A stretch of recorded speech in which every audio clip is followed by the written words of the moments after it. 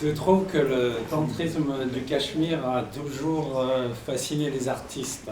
È vero che il tantrismo kashmiro ha sempre affascinato gli artisti, Parce qu'il n'y a pas de dogme, perché non ci sono dogmi, il n'y a pas de règles, non ci sono regole, il y a une grande liberté. c'è una grande libertà Et c'est fondé sur l'idée que tout dans le cosmos est à la fois conscience et vibration.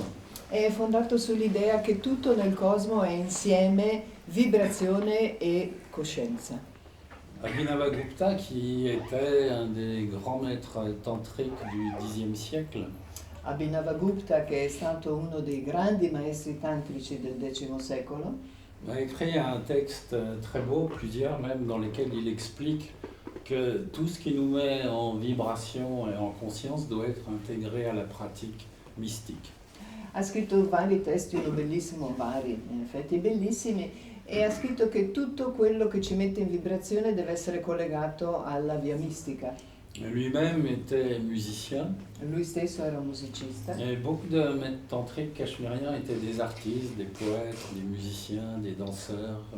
e molti maestri tantrici erano poeti, musicisti, danzatori, letterati. Un peintre, un artiste en général, ne sait pas où il y va pour savoir. Un pittore, un artista in generale non sa dove arriverà, va per conoscere, per saperlo, per scoprirlo. Mais la pratique spirituelle, c'est exactement la même chose. On devrait pratiquer comme un peintre. E la pratica spirituale è esattamente la stessa cosa, dovremmo praticare come un pittore, Qui va tous les jours dans son atelier peindre sans s'attendre à faire un chef-d'œuvre. che va tutti i giorni nel suo studio a dipingere senza aspettarsi di fare un capolavoro. L'idée, c'est de devenir un artiste de sa propre vie. L'idea è diventare artisti della propria vita, C'est ce qui est important. è questo che importa. Normalement, tout ça, l'art comme la pratique spirituelle, devrait nous conduire à l'émerveillement. Normalmente tutto questo, l'arte e la pratica spirituale, dovrebbero condurci alla meraviglia. Donc si on ne s'émerveille pas 50 fois par jour, c'est qu'on n'a rien compris ni à l'art ni à la pratique spirituelle. Quindi se non ci meravigliamo almeno 50 volte al giorno significa che non abbiamo capito niente né dell'arte né della pratica spirituale. Donc ça sert à rien de s'asseoir sur un coussin, de méditer, tout ça, si on n'a pas compris ça. Quindi non serve a niente sedersi su un cuscino, meditare se non abbiamo capito questo.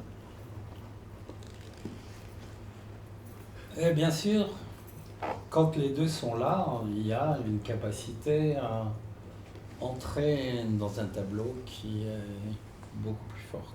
E naturalmente quando sono presenti tutte e due c'è una capacità di entrare in una tela, in un quadro che è più forte.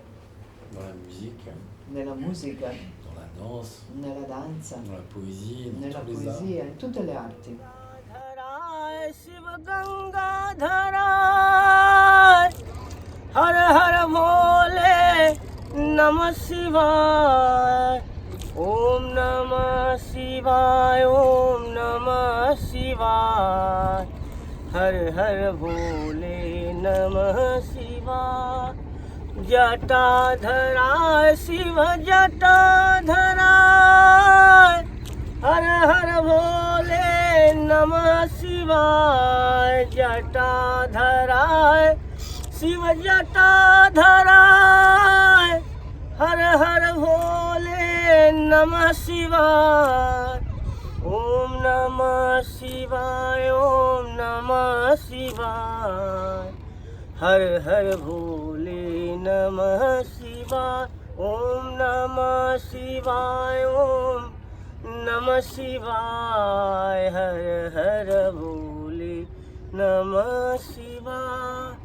कामेश्वराय शिव कामेश्वराय हर हर भोले नमः शिवाय कामेश्वराय शिव कामेश्वराय हर हर भोले नमः शिवाय ओम नमः शिवाय ओम नमः शिवाय। हर हर भोले नमः शिवाय। ओम नमः शिवाय। ओम नमः शिवाय।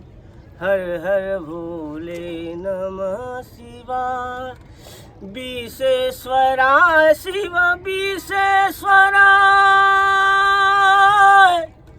हर हर भोले नमः शिवाय। विश्वेश्वराय शिव विश्वेश्वराय। हर हर भोले नमः शिवाय। ओम नमः शिवाय। ओम नमः शिवाय। हर हर भोले नमः शिवाय। ओम नमः शिवाय। ओम नमः शिवाय। हर हर भोले नमः शिवाय।